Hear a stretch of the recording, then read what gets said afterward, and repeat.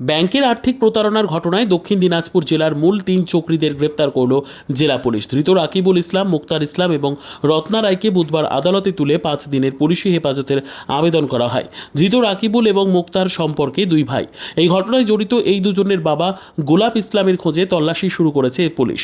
অন্যদিকে আরেক ধৃত রত্না রায় রূপান্তরকামী। ভুয়ো ফোনের মাধ্যমে সাধারণ মানুষকে প্রতারণা করে ব্যাংক অ্যাকাউন্ট থেকে অর্থ হাতিয়ে নেওয়ার অনেক অভিযোগ জমা হয়েছিল দক্ষিণ দিনাজপুর সাইবার ক্রাইম থানায়। এর আগেও এই নিয়ে পুলিশ কয়েকজনকে গ্রেপ্তার করেছে। সেই সূত্র ধরে তদন্ত করছিল জেলা পুলিশের বিশেষ দল। অবশেষে পতিরাম থেকে মূল চক্রী রাকিবুল ও তার ভাই মুক্তার ইসলামকে গ্রেপ্তার করে পুলিশ। তবে তাদের বাবা গোলাপ পালিয়ে যেতে সক্ষম হয়। এই দুজনকে জেরা করে পুলিশ গঙ্গারামপুরের বাসিন্দা রূপান্তরকামী রত্না রায়কেও গ্রেপ্তার করেছে। ধৃতদের কাছ থেকে একটি ল্যাপটপ, 22টি মোবাইল, একটি পাসপোর্ট, 90টি সিম কার্ড, 19টি ডেবিট কার্ড, 8টি প্যান কার্ড ও 4টি ব্যাংকের পাসবই উদ্ধার করেছে পুলিশ।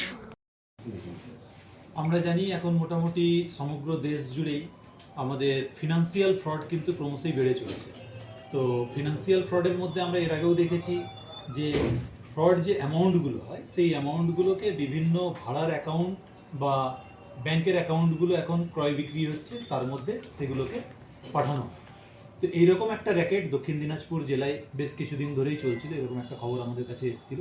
সেই খবরের উপর ভিত্তি করেই আমরা পুরো ওয়ার্কআউট করি এবং আমাদের জেলার যে SOG cell, cyber crime PS, Patiram PS এবং আমাদের অন্যান্য যে পিএস আছে সেই পিএসগুলোর কোঅর্ডিনেশনের মাধ্যমে আমরা গতকালকে একটা থরো রেড করি এবং সেই রেডে আমাদের এই জেলার যে মূল চক্রী যারা এই পুরো চক্রটা চালাচ্ছিল, যার নাম হচ্ছে রাকিবুল ইসলাম এবং মুক্তার ইসলাম, এরা 2 ভাই এবং এদের বাবা, এরা 3 জন মিলেই মূলত এই জেলা জুড়ে এবং এই জেলার বাইরে, এখন আমরা যেটা জানতে পারছি এই জেলার বাইরেও তারা এই র্যাকেটটা চালাচ্ছে। তো এদের মধ্যে রাকিবুল ইসলাম এবং মুক্তার ইসলামকে আমরা অ্যারেস্ট করি এবং তাদের কাছ থেকে আমরা প্রচুর এই জাতীয় জিনিস রিকভারি করতে পেরেছি। তাদেরকে প্রাথমিক জিজ্ঞাসাবাদ করার পরে আমরা জানতে পারি যে ইনাদের সাথে যুক্ত আরেকজন ব্যক্তি, যিনি আমরা প্রাথমিকভাবে জানতে পারছি ট্রান্সজেন্ডার।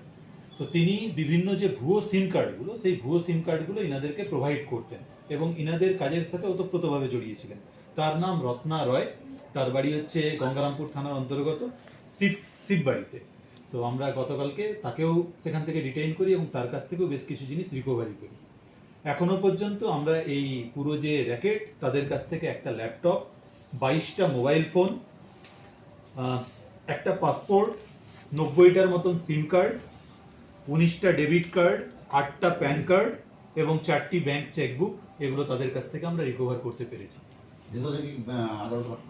ধৃতদেরকে আমরা আদালতে পাঠাচ্ছি এবং 5 ডেজের রিমান্ডের প্রেয়ার দিচ্ছি।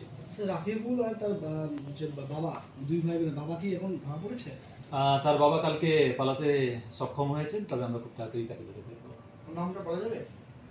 তার নাম হচ্ছে গোলাপ, টাইটেলটা ঠিক এই মুহূর্তে মনে নেই, তার নামটা হচ্ছে। স্যার কি মনে হচ্ছে পিছনে আরো কোনো বড় চক্র আছে? এখনো পর্যন্ত প্রাথমিকভাবে আমরা যেটা জানতে পেরেছি যে এখান থেকে এই বিভিন্ন সাধারণ মানুষের ব্যাংক অ্যাকাউন্টগুলো তৈরি করানো হতো, তৈরি করিয়ে এগুলোকে এই রাকিবুল এবং মুক্তার, তাদের আরও বাকি যে সহযোগীরা ছিল তাদের সহযোগিতায় কলকাতা, ঝাড়খণ্ডের বেশ কিছু জায়গায় এই অ্যাকাউন্টগুলোকে বিক্রি করে দেওয়া হতো বেশ বিপুল টাকার মুনাফার জন্য। তো এর পেছনে আরও বড় চক্র আমাদের ধারণা নিশ্চয়ই আছে, আমরা সেটা বের করার চেষ্টা করছি।